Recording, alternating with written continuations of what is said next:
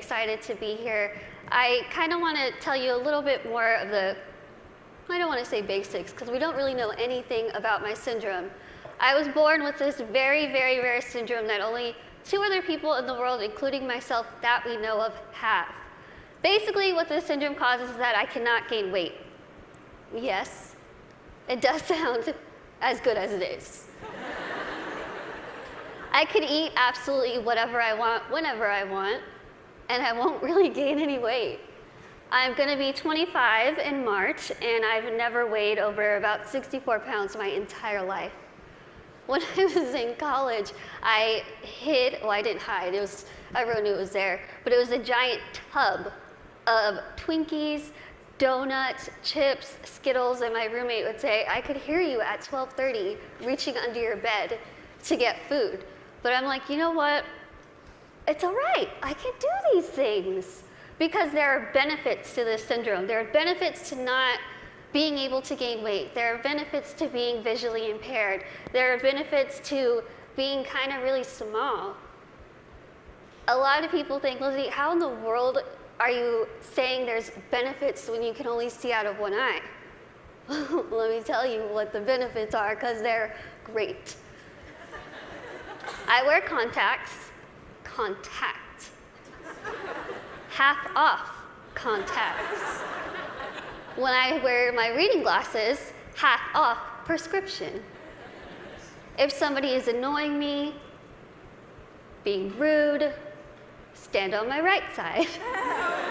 It's like you're not even there. I don't even know you're standing there. Right now, if I stand like this, I have no clue that there's this whole side of the room. Also, being small, I am very willing to volunteer myself to go to Weight Watchers, go to some gym and say, hi, I'm Lizzie. I will be your poster child. Put my face on whatever you need and I will say, hi, I use this program. Look how well it worked. Even though there are really amazing things that have come from this syndrome, there are also things that have been very, very difficult, as you can imagine.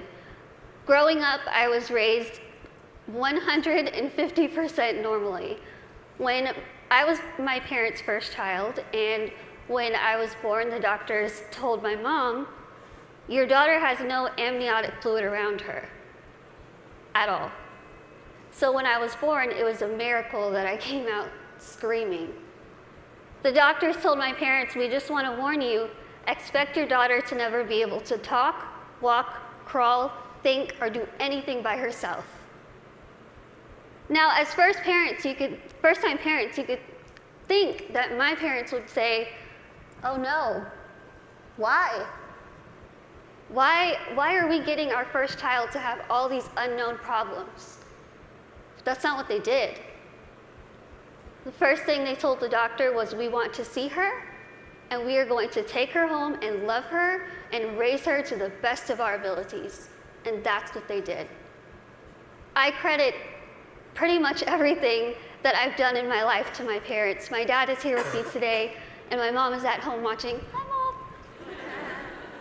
She's recovering from a surgery, and she has been the glue that's held our family together and giving me the strength to see that she's going through so much, but she has this fighting spirit that she's instilled in me, that I have so proudly been able to stand in front of people and say, you know what, I've had a really difficult life, but that's okay. That's okay. Things have been scary, things have been tough. One of the biggest things that I had to deal with growing up was something that I'm pretty sure every single one of us in this room has dealt with before. Can you guess what that is?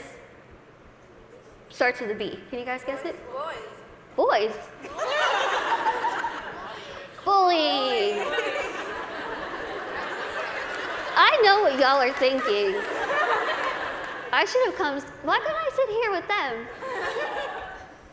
I had to deal with bullying a lot, but as I said, I was raised very normally. So when I started kindergarten, I had absolutely no idea that I looked different. No clue. I couldn't see that I looked different from other kids. I think of it kind of as a big slap of reality for a 5-year-old because I went into school first day decked out in Pocahontas gear. I was ready.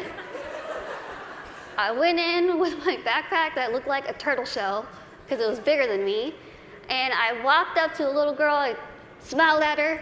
She looked up at me like I was a monster, like I was the scariest thing she'd ever seen in her life. My first reaction was, she is really rude. I am a fun kid and she's the one missing out, so I'll just go over here and play with blocks or boys. I thought the day was going to get better, and unfortunately it didn't. The day kind of got worse and worse, and a lot of people just wanted to have absolutely nothing to do with me, and I couldn't understand why. Why? What did I do? I didn't do anything to them. In my mind, I was still a really cool kid. So I had to go home and ask my parents, what's wrong with me? What did I do? Why don't they like me? And they sat me down and they said, Lizzie, the only thing that's different about you is that you're smaller than the other kids. You have this syndrome, but it's not going to define who you are. They said, go to school, pick your head up, smile, continue to be yourself, and people will see that you're just like them. And so that's what I did. I want you to think and ask yourself this in your head right now. What defines you? Who are you? Is it where you come from? Is it your background? Is it your friends? What is it? What defines who you are as a person? It's taken me a very long time to figure out what defines me. For so long, I thought what defined me was my outer appearance. I thought that my little tiny legs and my little arms and my little face was ugly. I thought it was disgusting. I hated when I would wake up in the morning and I was going to middle school and looking in the mirror, getting ready and thinking, can I just scrub this syndrome off? It would make my life so much easier if I could just scrub it off. I could look like the other kids. I wouldn't have to buy clothes that had Dora the Explorer on it. I wouldn't have to buy stuff that was bedazzled when I was trying to be like the cool kids. I would wish and pray and hope and do whatever I could to pray that I would wake up in the morning and I would be different and I wouldn't have to deal with these struggles. It's what I wanted every single day, and every single day I was disappointed.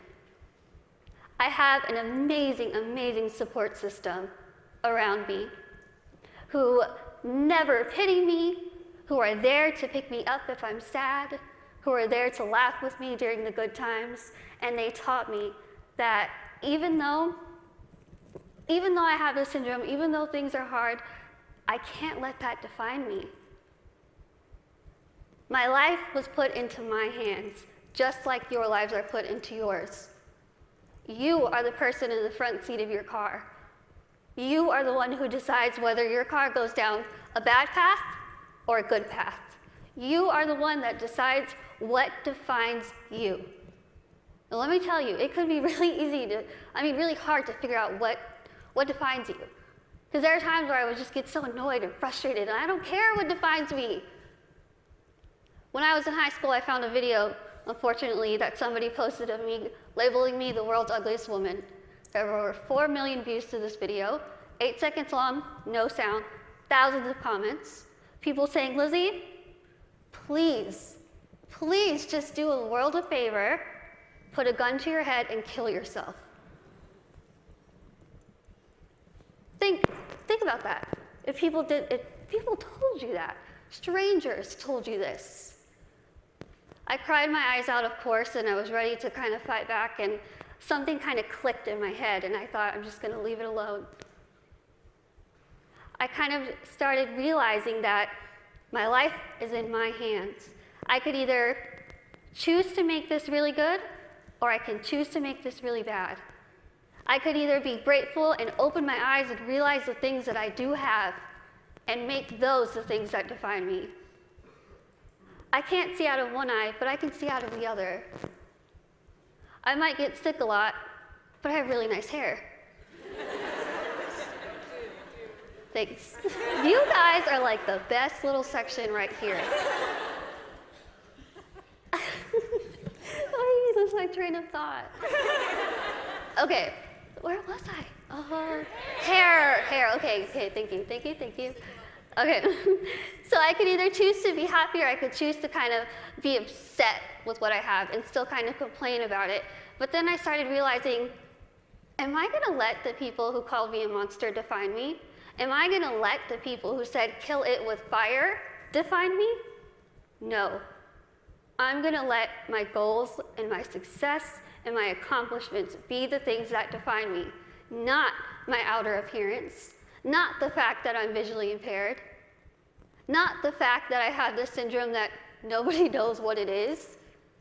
So I told myself I'm going to work my butt off and do whatever I could to make myself better, because in my mind, the best way that I could get back at all those people who made fun of me, who teased me, who called me ugly, who called me a monster, was to make myself better and to show them, you know what?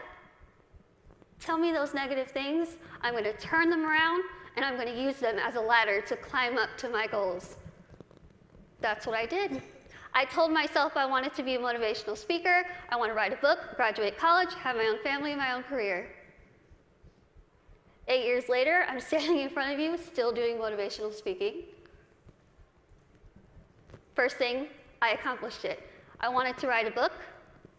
In a couple weeks, I will be submitting the manuscript for my 3rd book.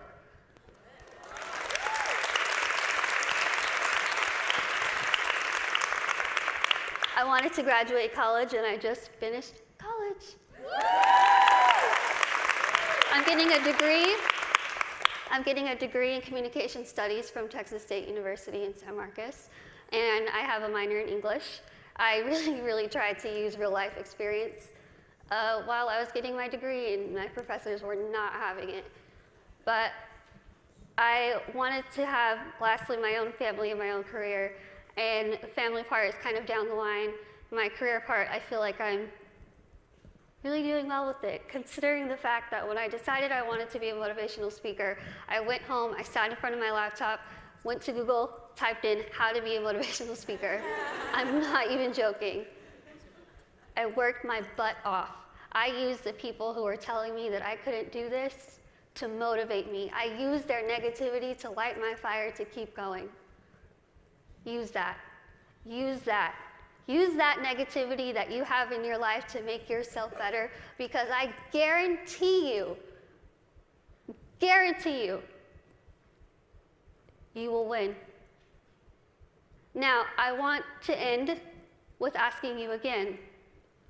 I want you to leave here and ask yourself what defines you. But remember, brave starts here. Thank you.